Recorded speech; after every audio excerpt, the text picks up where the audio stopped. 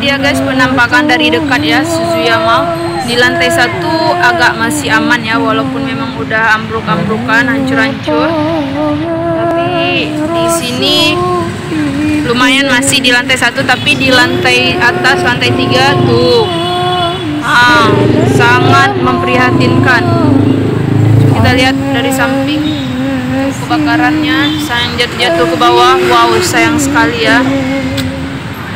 Sepertinya bulan Ramadan, akhir bulan Ramadan, tahun baru, hari raya tidak bisa jualan lagi, tidak bisa jualan nih karena harus diperbaiki dulu kan.